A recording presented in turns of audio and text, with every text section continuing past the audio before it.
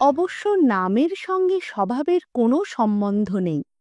তবু যখন দেখা যায় আর সবকে বাদ দিয়ে অমন মোলায়েম বনমালী নামের ছেলেটি ১ নম্বরের বজ্জাত দাঁড়াল, তখন মনে হয় না যে কোথায় কি যেন একটা গলদ আছে। আমি তখন মাইনর স্কুলের 2nd কিংবা 3rd ক্লাসে পড়ি। বয়স হবে 12-13 এই রকম। বনমালীও আমার সঙ্গে এক ক্লাসেই পড়ে। আমরা দুজনেই দূরের ছেলে, বোর্ডিংয়ে থাকি। বনমালী বোধহয় আমার চেয়ে বছর খানেকের বড় ছিল বা বছর দেড়েকের। স্বভাবের সঙ্গে না থাক, চেহারার সঙ্গে বনমালী নামের অদ্ভুত রকম মিল ছিল, আর সেইটে ছিল আরও বিপদ। শ্যামবর্ণ নরম শরীরটি, মাথায় তেল চুকচুকে কোঁকড়া কোঁকড়া চুল, চোখ দুটি ঢলঢল করছে। দেখলে কে বলবে এই ছেলের পেটে পেটে এমন জিলিপির প্যাঁচ? একটা কিছু নষ্টামি করলে ধরা পড়ে গেল, কিন্তু মাস্টার মশাইদের বিশ্বাস করানোই শক্ত হতো যে ওটা বনমালীর কীর্তি। আরও একটা ব্যাপার ছিল, প্রমাণ যখন খুব বেশি, তখন বনমালী নিজেই আগে ভাগে স্বীকার করে নিয়ে তার ঢলঢলে দুটি চোখে এমন নিরীহের মতো চেয়ে থাকত যে সে যে জেনে শুনে দুষ্টুমি করেছে এটা বিশ্বাস করানো একেবারেই অসম্ভব হয়ে পড়ত। অথচ আমরা জানতাম যে ও কত বড় পাজি। আবার শুধু দুষ্টুমি করেই তো খালাস নয়। নালিশের শুনানি হয়ে গেলে খানিকটা দূরে এসে একটু মুচকি হেসে সেই ঢলঢলে চোখে যখন একটু আড়ে চেয়ে দেখত, তখন মনে হতো যেন কাটা ঘায়ে নুনের ছিটে দিচ্ছে। ইচ্ছে হতো ঘাড়ে লাফিয়ে পড়ে আঁচড়ে কামড়ে শেষ করে দিই, কিন্তু বিচারে আবার ওই দুটো চোখেরই জয় নিশ্চয় জেনে কারোর সাহস হতো না। কি দুটো অলক্ষণে চোখই যে পেয়েছিল হতভাগা! আমাদের হেডমাস্টার ছিলেন ধর্মপ্রবণ মানুষ, এদিকে আবার একটু ভীতুও ছিলেন। ভূত মানতেন, আর দূরে কাছে যেখানেই একটা মন্দির কি ঢিপি দেখতেন, হাতটি তুলে প্রণাম করা চাই। কিন্তু এখানে সে কথা নয়। ধর্মপ্রবণ ছিলেন, ক্লাসে সুবিধে পেলেই ধর্ম নীতি প্রভৃতির কথা এনে ফেলতেন। তা ভিন্ন প্রত্যেক শনিবারে ছুটির পর বই পড়েই হোক বা এমনি হোক ধর্ম নীতি এইসব নিয়ে উপদেশ দিতেন। ভালো লাগতো না। 6টা দিন হাড়ভাঙা খাটুনির পর 2 ঘন্টা ছুটি পেয়েছি। তখন কি চুরি করা বড় দোষ ভালো লাগে? শুধু যে ভালো লাগতো না তাই নয়, ভয় করত। কেন, তার 2 দিনের ঘটনা বললেই বুঝতে পারবে। সে শনিবার ছুটি হবার পর হেডমাস্টার মশাইয়ের বক্তৃতা হলো দান সম্বন্ধে। একেবারে সেকাল থেকে আরম্ভ করে একাল পর্যন্ত নেমে এলেন। বলি রাজার কথা, হরিশ্চন্দ্রের কথা। একজন দান করে বাঁধা পড়লেন, একজনকে চণ্ডালের দাসত্ব গ্রহণ করতে হলো, স্ত্রী পুত্র থেকে আলাদা হতে হলো, এমনকি একসময় পুত্রকে হারাতে পর্যন্ত হয়েছিল। কিন্তু তবুও তাঁরা তাঁদের ব্রত ছাড়েননি। শুধু তো দান নয়, দানের পরে আবার দক্ষিণা দিতে হবে, এই হচ্ছে আমাদের ধর্মের নিয়ম। তার মানে দান যেন ঠিক দয়া নয়, এক ধরনের পুজো। তারপর পুরাণের কথা ছেড়ে বিদ্যাসাগরের কথায় এসে হেডমাস্টার মশাই যেন আরও উচ্ছ্বসিত হয়ে উঠলেন। দানের মহত্ব যে কি করে প্রকাশ করবেন যেন ভেবেই পাচ্ছেন না।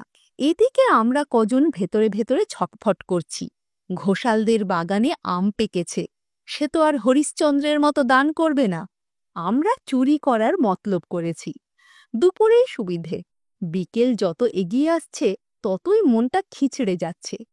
বনমালী কিন্তু প্রথম বেঞ্চে হেডমাস্টারের সামনেটিতে বসে স্থির হয়ে শুনছে, যেন তার কানে অমৃত বর্ষণ হচ্ছে। শুধু কি তাই, মাঝে মাঝে এক একটা প্রশ্ন করে এমন একটা ঠিকরি বের করছে যাতে হেডমাস্টার মশাইয়ের লেকচার আরও খানিকটা করে যাচ্ছে বেড়ে। তার উপর সেই কাটা ঘায়ে নুনের ছিটে। টপ করে পেছন দিকে একবার আমাদের পানে আর চোখে চেয়েই সেই মুচকি হাসি। অত বড় শয়তান যদি আর দেখলাম এ জন্মে।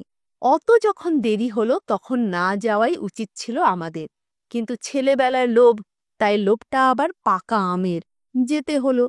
ফলটা যে কি হলো সে দুঃখের কথা এখানে আর সবিস্তারে বললাম না। 4 জন গিয়েছিলাম। সন্ধ্যের ঠিক পরে কেউ ছেঁড়া কাপড়, কেউ ছেঁড়া জামা, কেউ বা ছেঁড়া দুটোই কোনো রকমে সামলে সুমলে পা ঢাকা দিয়ে বোর্ডিংয়ে এসে ঢুকলাম। পাড়াগাঁয়ের স্কুলের বোর্ডিংয়ে সে সময় অনেকে নিজের নিজের চাল ডাল নিয়ে আসত। পয়সার রেওয়াজটা তত বেশি ছিল না, এমনকি সিট রেন্টের বদলেও চাল ডাল বা অন্য কিছু ধরে দেওয়া যেত। মনে আছে হতভাগা বনমালী একবার এক ছালা ঘুঁটে এনে হাজির করেছিল। তা ওর তো 7 খুন মাপ, কিছুই হলো না। যা, চাল ডালের ব্যবস্থা দুরকম ছিল, এক ভাঁড়ারে জমা করে দাও, না হয় যে যার নিজের কাছে রাখো। নিজের কাছে রাখলে হিসেবটা ঠিক থাকত। যদি খেলাম, চাল বের করে দিলাম, বাড়ি গেলাম বা কোনো কারণে খেলাম না একটা বেলা, তো সিদেটা বেঁচে গেল। মাসের 6-7 দিন বাকি সেই রকম চাল ডাল পড়েছিল। ফেরার খানিক পরে সিদে বের করে দিতে গিয়ে দেখি একটি চাল কি একটি ডাল নেই। আমাদের সঙ্গে জুগলা গিয়েছিল, তারও ওই একই অবস্থা। খুব একটা হইচই পড়ে গেল। পরিবারকে বাড়িতে পাঠিয়ে হেডমাস্টারও তখন সুপারিনটেন্ডেন্ট উমেশবাবুর সঙ্গে বোর্ডিংয়েই থাকতেন। তাঁদের কাছে নালিশ পৌঁছল। আমরা বললুম আমাদের নতুন চাকরটার উপর সন্দেহ হচ্ছে। শনিবারের রাত্রিটা আমাদের পড়ার হ্যাঙ্গাম থাকত না।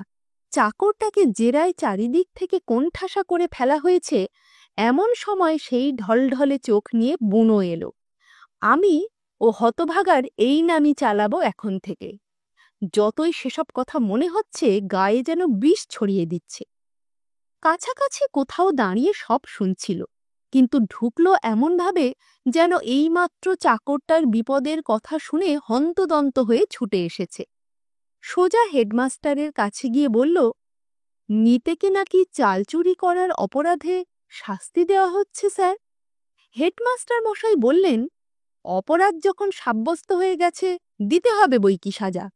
কিন্তু অপরাধ তো ও করেনি স্যার। অপরাধ যদি কিছু হয়ে থাকে সে আমার। ঘরের সবাই তো একেবারে থ হয়ে গেল। হেডমাস্টার আর সুপারিনটেন্ডেন্ট একসঙ্গে জিজ্ঞেস করলেন, তা তুমি চাল ডাল নিয়ে কি করেছ?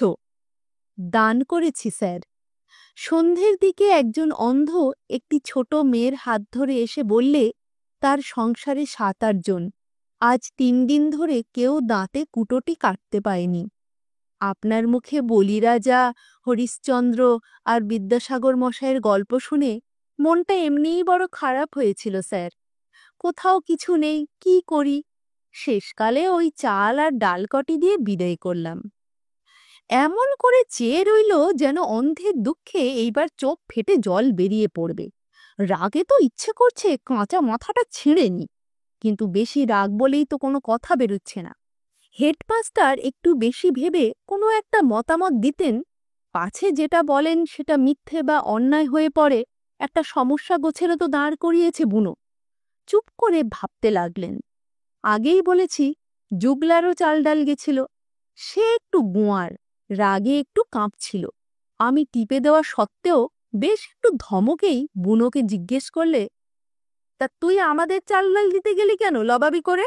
হরিশ্চন্দ্র তো বলিরাজের রাজ্য দান করতে যাননি। হেডমাস্টারও বললেন, হ্যাঁ হ্যাঁ, ওইখানটায় তোমার দানে একটু খুঁত থেকে গেছে বনমালী। তোমার মনে ওদের পুণ্য কাহিনীর প্রভাব বোধহয় খুব বেশি পড়েছিল। তুমি ব্যাকুল হয়ে পড়েছিলে, অতটা ভেবেচিন্তে দেখতে পারোনি। কিন্তু আমরা 4 জন একসঙ্গে দাঁড়িয়েছিলাম। বুনো হেডমাস্টারের কথায় বললে, তাই হয়েছিল স্যার। তারপর আমাদের দিকে চেয়ে গলাটা আরও একটু করুণ করে বললে, তোমরা থাকলেও না দিয়ে থাকতে পারতে না ভাই। আর যদি অতই নিষ্ঠুর হতে তো তোমাদের পায়ে ধরে আমি দেয়াতুম। কিন্তু ভাই, তোমরা তো কেউ ছিলে না। স্কুলের ছুটি হতেই তোমরা 4 জনে কি একটা দরকারি কাজে কোথায় চলে গিয়েছিলে। কার কাছে চাইতুম বলো? এখন যদি অপরাধ হয়ে থাকে তো বন্ধু জেনে ক্ষমা করো। বলেই এমনভাবে চাইলে বেশ বুঝতে পারা গেল আমাদের আম চুরি করতে যাওয়ার কথাটা জানে। চাল নিয়ে আমরা বাড়াবাড়ি করতে গেলেই সব ফাঁস করে দেবে। তারপর হেডমাস্টারের দিকে চেয়ে বললে, তবু যদি ওরা চায় তো ওদের চাল ডাল এনে দেব স্যার, না হয় দামই দিয়ে দেব, যেমন ওরা বলে, আর আপনারা যেমন বিচার করে দিন। আমাদের পুরোপুরি হার। রাগে কাঁপার বদলে আমরা তখন আম চুরির কথা ফাঁস হয় দেখে ভয়ে কাঁপছি।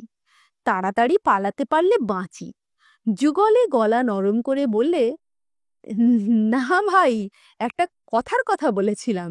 ভালোই করেছিস। আমাদের চাল ডাল যে গরিবের উপকারে লেগেছে, এতে আমাদের সত্যিই আনন্দ হচ্ছে স্যার। বনমালীকে ছেড়ে দিন। এই সামান্য কথা নিয়ে বেশি আলোচনা হলে আমরা লজ্জা পাব। একরকম তো নয়।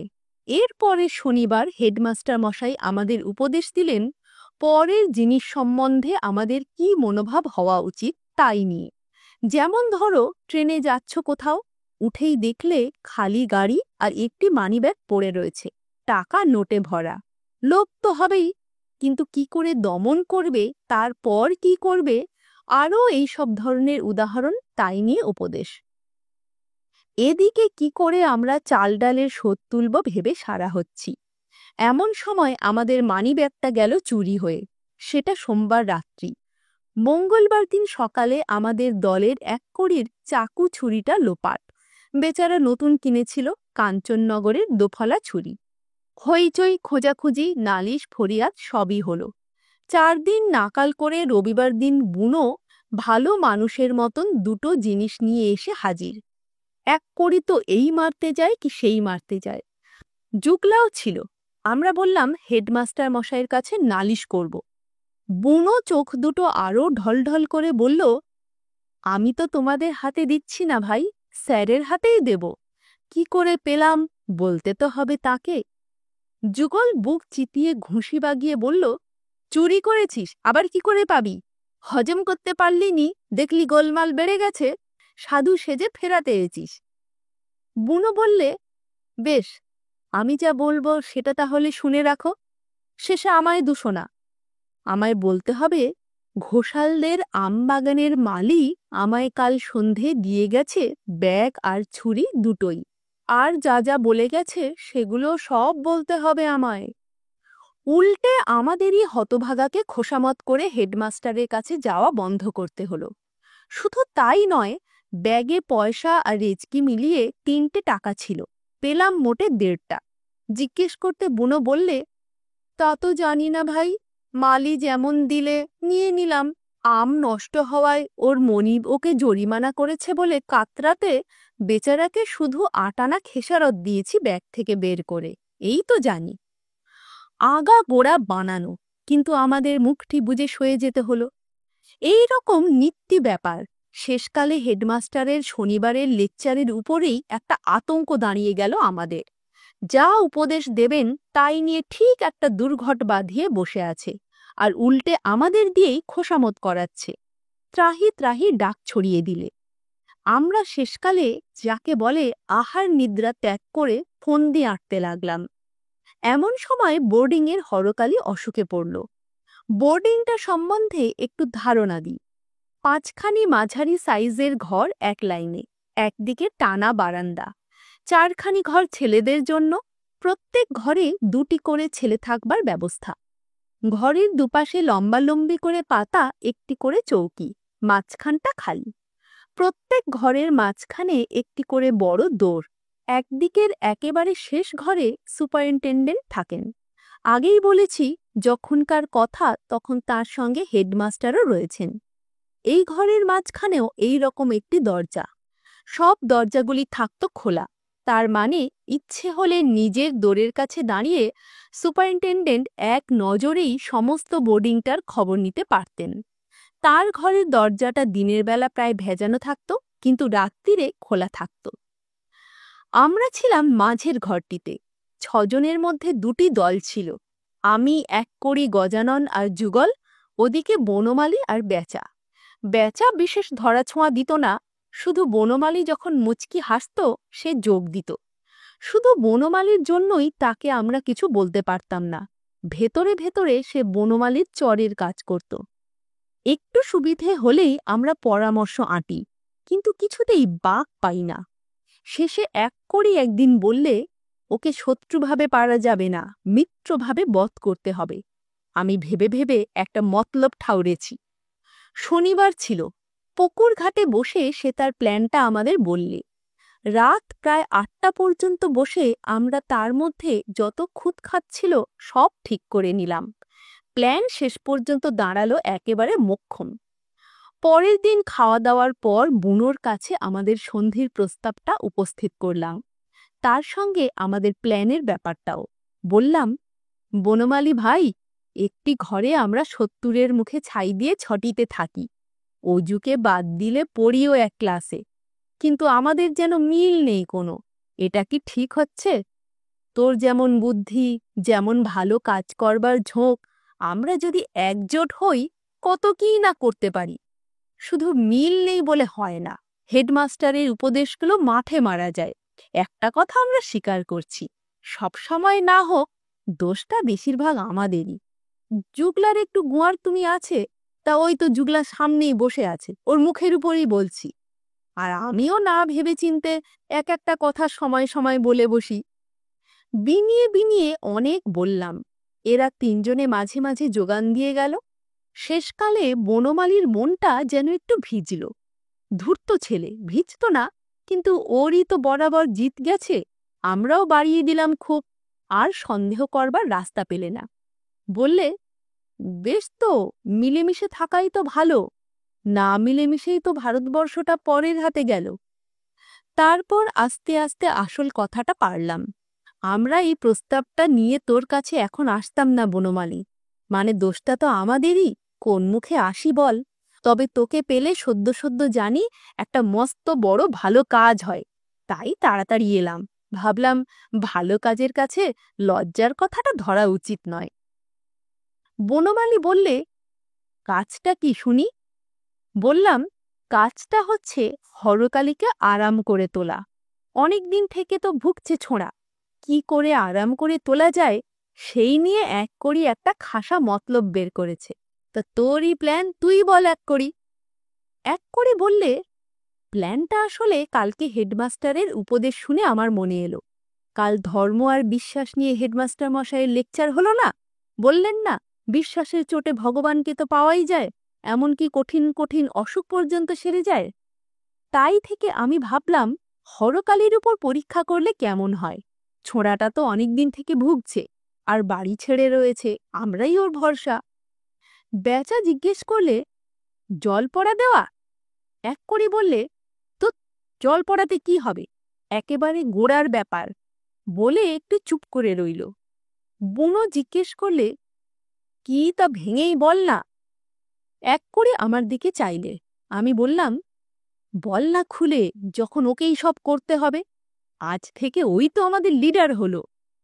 তারপর বুনোর দিকে চেয়ে বললাম, অসুখ হলে আমরা কোন ঠাকুরের কাছে ধন্যে দিই বেশি করে?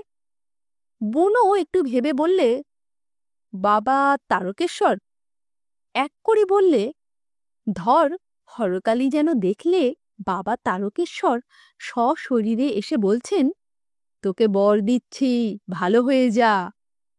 নতুন ধরনের কথা। বুনোর আগ্রহটা বেড়ে যাচ্ছে। জিজ্ঞেস করলে, কিন্তু তাকে আনা যাবে কি করে? উপোস করে ধন্যে দেওয়া আমার কুষ্ঠিতে লেখেনি, বাবারে, খেতে একটু দেরি হলে আমার বুকে পেটে খিল ধরে। যুগল বললে, আনার কথা হচ্ছে না, আনা চারটিখানি কথা কি না। আমি বললাম, তাই আমরা এলাম তোর কাছে। ভেবে দেখলাম, সারা বোর্ডিংটায় যদি এ কাজ কেউ পারে তো সে বনমালী। তার উপর যদি শোনে একজনের উপকার হবে, হরকালীটা সেরে উঠবে, তো সে তো সব কাজ ফেলে এগিয়ে আসবে। যুগল বললে, আমরা অবশ্যই নন্দীভৃঙ্গি হব, কিন্তু মেন পার্ট করতে তুই, আর কারুর দ্বারা হবে না। বুনো অল্প একটু চুপ করে কি যেন ভাবলে। তারপর ব্যাপারটায় দুষ্টুমির একটা গন্ধ থাকার জন্যই হোক বা যে জন্যই হোক, একেবারে আমাদের চেয়ে বেশি মেতে উঠলে। একবার শুধু বললে, হরকালীর ঘরে আর যেসব ছেলে আছে তারা যে টের পেয়ে যাবে। বোর্ডিংয়ে তখন ছেলে কম, এক আমাদের ঘরেই ৬ জন, হরকালীর ঘরে সে নিয়ে ৩ আর পাশের ঘরে ৩। বুনোকে বললাম, তাদের আমরা ঠিক করে রেখেছি, কোনো গোলমাল করবে না। শুধু কারা করবে বলিনি, বুনো আর বেচা যেন সেটি ফাঁস করতে না যায়। ওদের যেটুকু দরকার সেটুকু জানানোই সুযুক্তি। বুনো তো পাগল হয়ে উঠল। আমরা ৬ জনই পুকুর ঘাটে গিয়ে বসলাম। বুনো বললে সে পালপাড়া থেকে মহাদেবের পুরো সাজ জোগাড় করবে, জানাশোনা আছে। নন্দীভৃঙ্গির আলখাল্লা জটাও আনবে।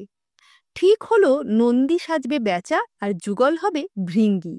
গলা খসখসে করবার জন্য 2 দিন এন্তার দই চালাতে হবে, অবশ্য যাতে একেবারে বসে না যায় সেদিকে খেয়াল রেখে। সব জোগাড় করতে দেরি হবে। মঙ্গলবার রাত্রিরে 3টের সময় ঠিক হলো। বনমালী বললে মঙ্গলবারটা আবার মা কালীর বার, ওর স্বামী বলে শিবের সঙ্গে বেশ খাপ খাবে। মঙ্গলবার রাত্রিরে যখন সবাই খেয়ে দেয়ে বেশ ঘুমিয়েছে, আমরা উঠলাম। আগেই বলেছি আমাদেরটা মাঝের ঘর, দুদিককার দরজা আমরা খুব সাবধানে ভেজিয়ে দিলাম। তারপর সাজগোজ আরম্ভ হলো। ধরিবার ছেলে একেবারে জটা, বাঘের ছাল, টিনের সাপ, প্রত্যেক জিনিসটি জোগাড় করেছে বুনো। গায়ে মাখবে বলে স্কুল থেকে খড়ি এনে পর্যন্ত গুঁড়িয়ে রেখেছে। শুধু তাই নয়, যখন সাজগোজ সব ঠিক, নিজের বাক্স থেকে একটা লম্বা সরু ওডিকলনের শিশি ভরা জোনাকি পোকা, এদিকে ছিপি আটা, বললে মহাদেবের কপালের আগুন মাথার মাঝখানে জটার মধ্যে বসিয়ে বেঁধে দে। তেপোহর রাত্রিরে যখন জ্বলবে আর সন্দেহ থাকবে না যে 16 আনা খাঁটি মহাদেব। একবার শয়তানি বুদ্ধিটা দেখো। নন্দী ভৃঙ্গিও তৈর হলো। তারপর সবাই শুয়ে পড়লাম। ঠিক হলো যুগলা খালি জেগে থাকবে। সুপারিনটেন্ডেন্টের ঘড়িতে যখন 3টে বাজবে, আস্তে আস্তে সবাইকে তুলে দেবে। এক টিনের সাপ ছাড়া সাজগোজের হাঙ্গাম আর কিচ্ছু বাকি রইল না। আমাদের 4 জনের ঘুমোতে বয়ে গেছে। এই প্ল্যানের মধ্যে আবার আমাদের নিজেদের আলাদা প্ল্যান নেই। ওত পেতে খানিকক্ষণ শুয়ে রইলাম। তারপর ঘণ্টা 2 পরে রাত যখন ঠিক 1টা, আস্তে আস্তে উঠলাম। বুনো আর বেচার উঠবার কোনো চান্স নেই। খুব অল্প সিদ্ধি পানের সঙ্গে খাইয়ে দিয়েছি, যাতে নেশা না হয়, অথচ ঘণ্টা 3-4 ঘুমটা খুব গাঢ় হয়। তবুও খুব সাবধানে ওদের চৌকি দুটো 4 জনে ধরে এক এক করে ঘুরিয়ে দিলুম। পায়ের দিকটা মাথার দিকে করে আর মাথার দিকটা পায়ের দিকে করে। আবার গিয়ে ঘাপটি মেরে শুয়ে রইলুম। ঠিক যখন রাত 3টে, আমি গিয়ে আস্তে আস্তে বুনোকে ঠেলে দিলাম। ও করে একটা চাপা শব্দ হলো। একেবারে কানের উপর মুখ রেখে ফিসফিস করে বললাম, এই বুনো, বুনো, উঠবিনি? হরকালীকে স্বপ্ন দিতে হবে, মনে নেই? ধর্মড়িয়ে উঠল, বললে 3টে বেজে গেছে? বললাম এইমাত্র বাজল। বেচাকেও তোলা হলো। ভৃঙ্গি যুগলা তো জেগেই ছিল। বোর্ডিংয়ে আলো জেলে শোয়া বারণ ছিল। মহাদেবের কপালের আগুন যে আলোর পরিহাস গোছের একটু হলো, তাইতে সাজগোজ ঠিক করে নিয়ে সাপগুলো বসিয়ে নিয়ে সপারিষদ মহাদেব বর দিতে এগুলেন। অন্ধকার হলেও ঘরগুলোর মাঝখানটা খালি, তা ভিন্ন মুখস্থইত। নিঃশ্বাস টিপে একটা ঘর পার হওয়া গেল। সামনে বুনো, তার পেছনে নন্দী বেচা, তার পেছনে ভৃঙ্গি যুগল, সব পেছনে আমরা 3 জন। একটা ঘর পার হবার পর যুগলা আর এগুলো না। অবশ্যই সেটা ওরা 2 জনে টের পেলে না। তারপর দ্বিতীয় ঘরের দৌড় আস্তে আস্তে পেরিয়ে ওরা ভেতরে ঢুকলো। আমরা আস্তে আস্তে দৌড়টা এদিক থেকে টেনে দিয়ে কড়া দুটো চেপে ধরে কান পেতে রইলাম। নিশ্চয় বুঝেছ ওরা 2 জনে কোথায় গিয়ে ঢুকলো। চৌকি উল্টে দিয়েছিলাম, দিক ভ্রম হয়ে একেবারে সুপারিনটেন্ডেন্টের ঘরে। এইবার 2 জনে একটু ছোট্ট করে গলা খাকারি দিলে। বুনো অনেক বদমাইশির পাণ্ডা, গলাটা রেখেছে খানিকটা হাতে। বেচা দইয়ের বেআন্দাজ করে একেবারে বসিয়ে ফেলেছে। হিস করে একটা ছোট্ট আওয়াজ হলো। একটু পরে বুনো ডাকলে, হরকালী, হরকালী, এই হরা। লোহার উপর করাত টানলে যেমন হয়, ওর গলার আওয়াজটা সেই রকম দাঁড়িয়েছে। গো করে একটা শব্দ হলো। বুনোর সন্দেহ করবার কথা নয়, কিন্তু আমরা বুঝলাম ওরা একেবারে হেডমাস্টারের বিছানার সামনে গিয়ে দাঁড়িয়েছে। ভীতু মানুষ ঘুমের ঘোরে হঠাৎ বেয়ারা শব্দ শুনে তার বাকরোধ হবার মতো দাঁড়িয়ে গেছে। বুনো বললে, ওঠ, আর গ্যাঙাতে হবে না জ্বরের তারসে, আমি এসে গেছি, আর ভয়ে কি? একটু চুপচাপ। তারপর ঘুম জড়ানো গলায় প্রশ্ন হলো, কে?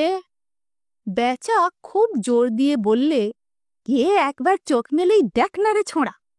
একটা অস্পষ্ট খসখসে আওয়াজ হলো মাত্র। অবস্থাটা বাক্যাতীত দাঁড়িয়েছে। ওদিকে আর শব্দই নেই। বুনো সেই করাতচেরা আওয়াজে ক্যার ক্যার করে বললে, আমি মহাদেব রে হরা, তোর প্রতি তুষ্ট হয়ে বর দিতে এছি, তুই ভালো হয়ে। শেষ হবার আগেই বিছানা থেকে আ করে একটা বিটকেল আওয়াজ উঠল। সুপারিনটেনডেন্ট জেগে উঠলেন, ডাকলেন, মাস্টার মশাই, হেডমাস্টার মশাই, কি হয়েছে, হয়েছে কি? বুনো আর বেচা তো একেবারে জড়াজড়ি করে দোরের উপর আছাড়। কিন্তু সে কি আর খোলে? আমরা যে ততক্ষণে এদিক থেকে শেকল চড়িয়ে বসে আছি। সুপারিনটেনডেন্টের দেশলাই জ্বালা পর্যন্ত আমরা টের পেলাম। তারপরেই ছুটে যে যার বিছানায়। চোর চোর, মহাদেব সেজে চোর ঢুকেছে বলে একচোট বিরাট হাল্লা উঠল। বোর্ডিংয়ের সবাই ছুটল, ওদিক থেকে স্কুলের পিয়ন ছুটে এলো, তারপর কাছে পিঠে থেকে পাড়ার লোক আর যত কুকুর। তারপরেই হাল্লাটা থেমে গেল। আমরা অবশ্য সব শেষে গিয়ে ঘরে ঢুকলাম। ঘর ওলট পালট। হেডমাস্টার মশাইয়ের গায়ে তখনও অর্ধেক মশারি জড়ানো। উনি আর সুপারিনটেনডেন্ট দুজনেই নিজের বিছানায় বসে হতভম্ব হয়ে মহাদেব আর নন্দীর দিকে চেয়ে আছেন। চোখের ভাব দেখলে মনে হয় যদি সত্যি সত্যি মহাদেব আর নন্দী কৈলাস থেকে নেমে আসতেন, তাহলেও বোধহয় তাঁরা এতটা আশ্চর্য হতেন না। এরপর কি হলো সেটা খুলে বলার দরকার নেই। শুধু একটা কথা বলি, বুনো চেষ্টা করেছিল আমাদেরকে জড়াতে, কিন্তু আমাদের সঙ্গে ওর সম্বন্ধটা কত মধুর ওদের জানাই ছিল, কেউ আর বিশ্বাসই করলেন না। এর পরেও বাঁকা চোখেই চাইতো আমাদের দিকে বুনো, কিন্তু তার সঙ্গে সেই হাসির হল্লাটা আর ছিল না। লেসন চ্যানেলে আজকে শুনলেন বিভূতিভূষণ মুখোপাধ্যায়ের লেখা শনিবারের উপদেশ।